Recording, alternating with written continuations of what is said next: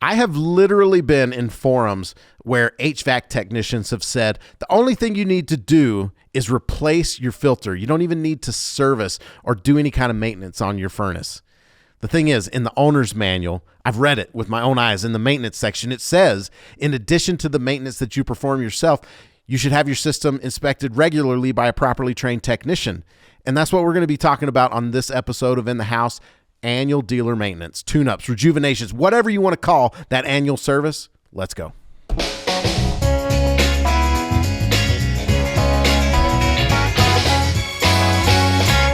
In the House is an Any Hour Services podcast where we talk about things that homeowners should know when it comes to maintaining and repairing their homes. I'm Mike Wilson, and Richard is going to be helping me out on this episode today. He is the manager of the HVAC service and tune-up departments at Any Hour Services. Richard, thanks for being here. Oh, thanks for having me on, Mike. Have you ever heard technicians say that? I have.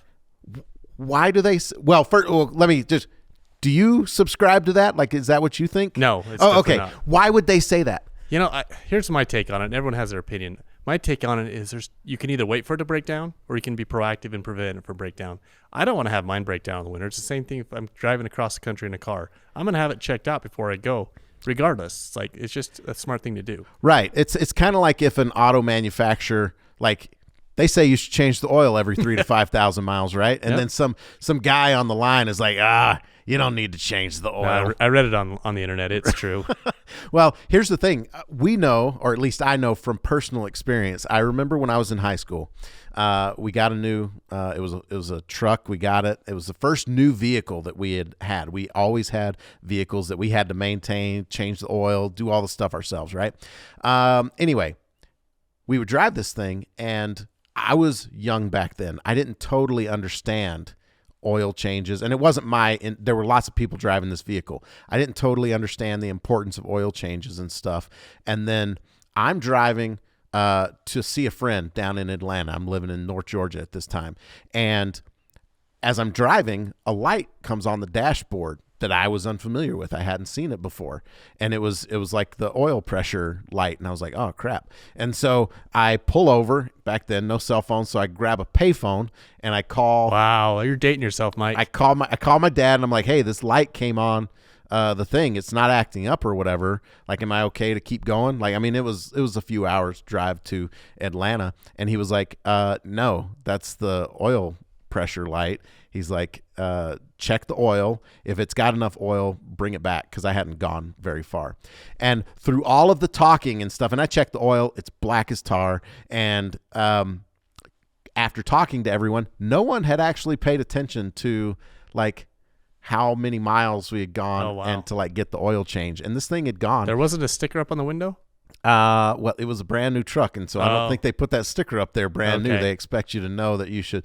Anyway, again, I'm a teenager. I'm thinking about myself, and there were other people driving the vehicle that obviously didn't think to like get the oil change. This thing had gone 100,000 miles and not had an oil change.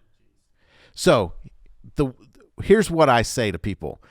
If you miss a maintenance on your furnace, if you miss a maintenance and you go a couple of years because you got busy or whatever, because we know the most common reason people don't get this done is because they forget, right? Mm-hmm. And so if you miss a maintenance, is your furnace going to stop working?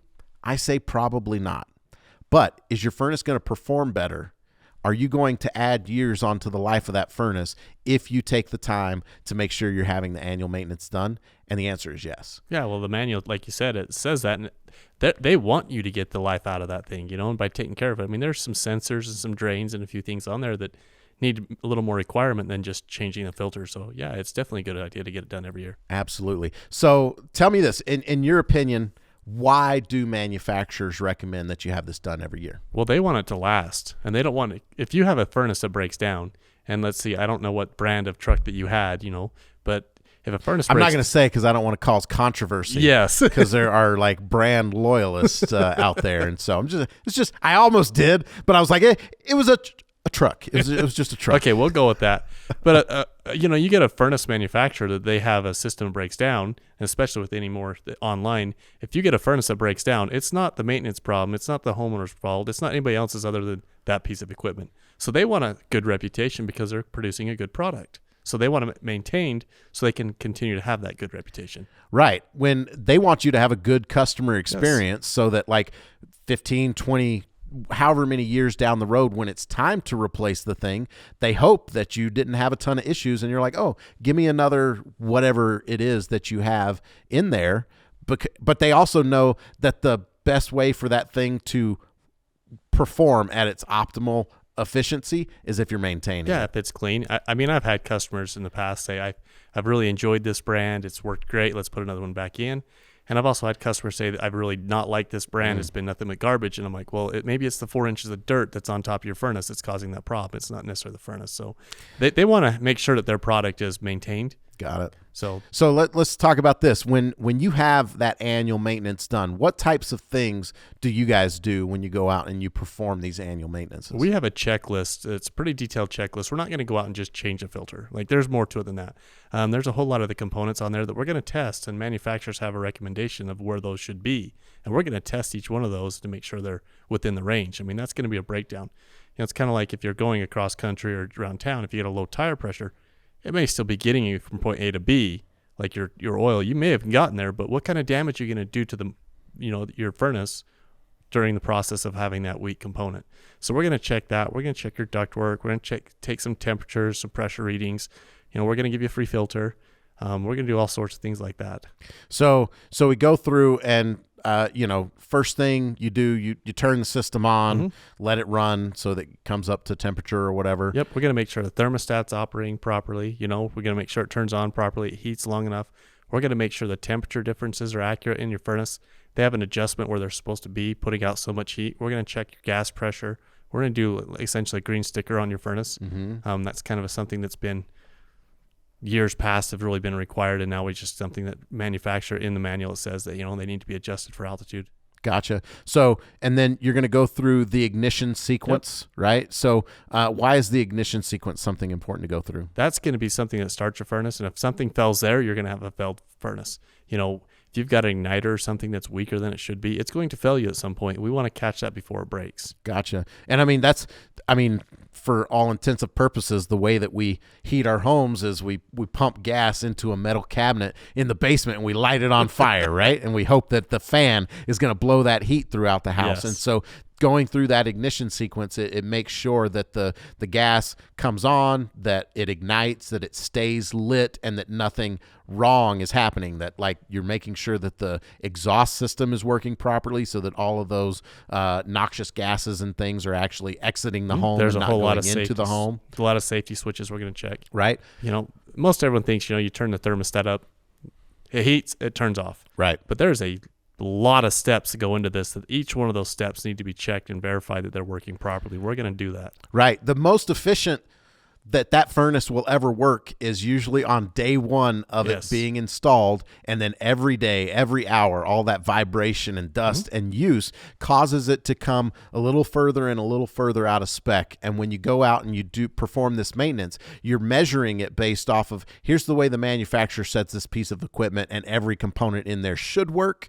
And what we want to do is we want to identify and make sure it's not too far off, and through cleaning and maintenance and little things that we do, we want to try and get it back as close to brand new as possible, right? And why wouldn't you want that every year? Like, that's just a peace of mind for me. Right. And I think when people hear it explained like that, I don't get a whole lot of people that don't understand the benefits of maintaining a large piece of equipment. They understand that it runs better, it lasts longer, and it's going to be more efficient. So that kind of goes back to, I really feel like the biggest reason people don't get this done is that they forget about it. Yes. Like, it's such not a priority. Right? It's heating their house until it's not heating their house, and then it's a problem. That's the thing. That's when it like is on your radar, is when you walk in the house and it's freezing cold outside and you're expecting to be nice and warm and like given a warm hug by the heat that your furnace is creating, and you walk in and it's cold and you're like, oh man, what's going on? I have a story to tell me about my own system this last year.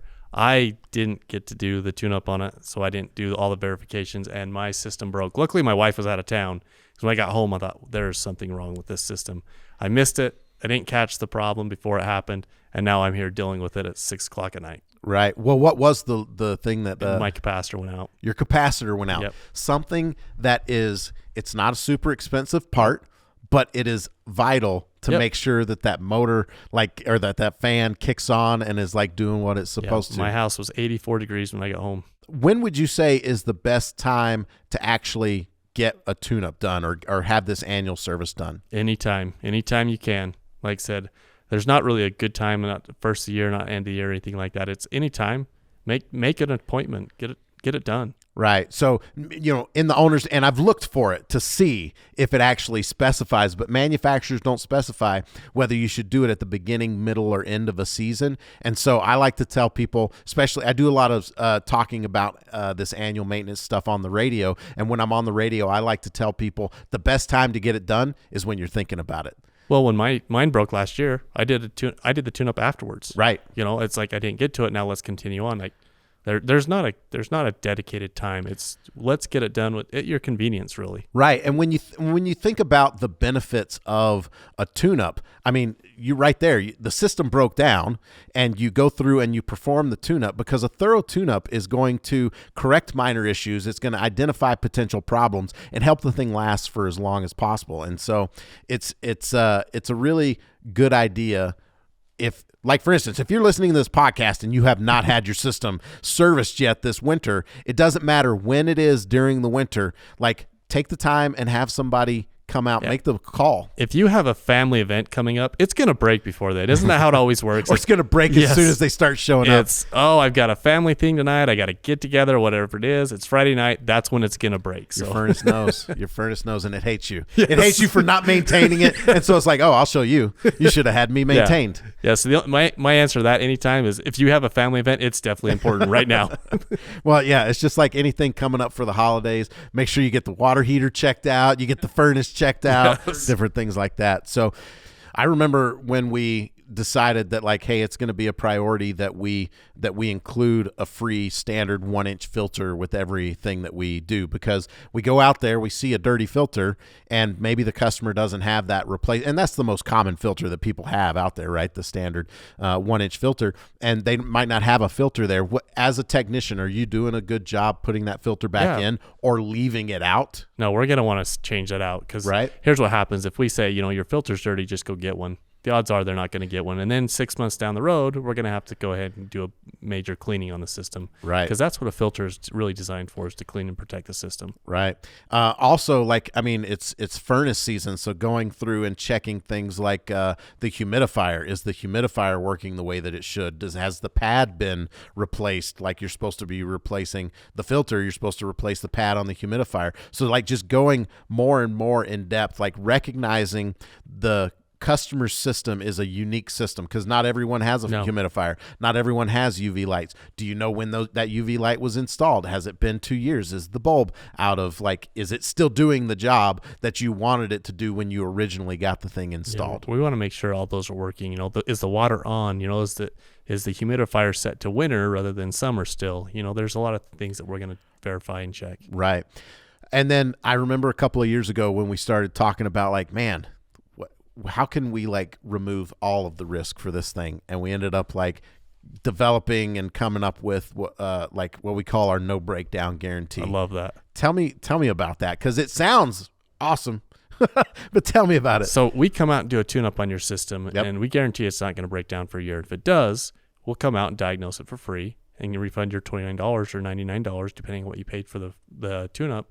Just to make sure we got you covered and take care of it. Now, because when you say $29 or $99, because normally, we charge $99 to go out and tune up a furnace. It's well worth it at that. But sometimes we'll actually have a promotion where we'll save you $70 and you can have it done for $29. And I didn't mean for this episode to be a promotion, but I guess if you're listening, if you want to save $70, if you got that family event us a call, coming, mention that you heard this podcast, because you might call up and they're like, no, it's $99, and you're like, no, I heard Richard say you could get it for $29. So anyway, but yeah. So, and I like how you said like after we perform the tune-up, it's for a year. Yes. And so that's another reason why I think it is so good. Like, it doesn't matter when you have this done, because if you get it done at the beginning of the season, like, okay, cool. No matter if it breaks down any time that winter, if you get it done at the end of the season, this is one of the things I love, because you never know when you're going to stop using the furnace or stop using the air conditioner, right? Here in Utah, it's a guess. Exactly. And so if you get it done at the end of the season, if you get it done in February, March, and we come out and we tune up your furnace, guess what? Hey, 12 months from there. So no matter how much you use your furnace for the rest of the winter, regardless of how long it lasts, and for next winter as well. So get this done, and the thing's not going to break down. And if it does break down, we're going to dispatch a technician out to your home. They're going to diagnose and troubleshoot. And that's going to be for free. For free, right? Not going to cost you anything. And we're going to give you back whatever you paid for the tune-up. So if you call in and you get the $99 tune-up, and it's the same tune-up, whether you get the discounted tune-up. So if you call and take advantage of this, if you get the $29, we give you the $29 back for the tune-up, or we give you the $99 back. Whatever you paid for the tune-up, we're going to give you that back, because that's how much we believe it's important for you to get this done. And that's how thorough we are, is we want to make sure you feel comfortable knowing that we're going to do a thorough job on this thing, because it's our name, it's the money that you paid us. It's all on the line. We want to make sure to take care of it. Right. Well, Richard, thanks for coming on the show and sharing your input and letting us know what you guys do when it comes to that annual maintenance for your furnace. Thanks to anyone that's listening or watching the show. We'll be back next Tuesday with a new episode of In the House. If you'd like to know more about Any Hour Services, visit anyhourservices.com. I've been your host, Mike Wilson, and you've been listening to In the House. See ya.